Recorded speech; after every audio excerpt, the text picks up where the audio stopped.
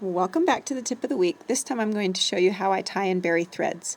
So I have these thread ends that I want to tie and bury. So what I do first is just pull both ends through a loop, which forms a knot. But I guide the knot right to the surface of the quilt with the needle in the hole that I want to pull that knot down to. So that knot is right there at the surface, and then you'll notice my needle is as short as I can find that still has a sharp tip and it's not too thick of a needle, and then it has a pretty big eye because I want to be able to thread it easily.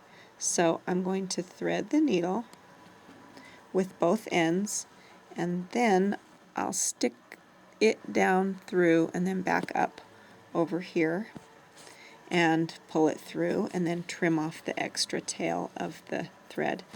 And you can feel when that knot pulls down under the surface, it'll, kind of pop under the fabric. And then I trim it just right at the surface, and that is hidden inside the quilt. Now, if it's a color, the thread, on a white background, I would try to take it along the edge of something that will hide that so it's not shadowing through. Now this is white thread, so it doesn't matter. Now, sometimes we're going to look right here at this see these little short tails? I need to tie and bury those, but I can't thread my needle and still get it underneath.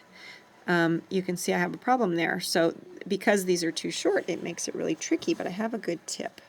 So what I'm going to do is I'll put the needle in where it's going to go, and then I need to get these ends to go through the eye.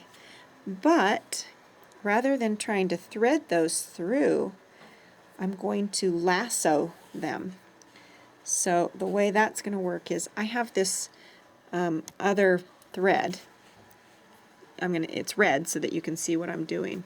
I'm going to thread both ends through the needle, and I could have done this before I put it in the fabric. It would probably be easier, but I wasn't thinking ahead very well.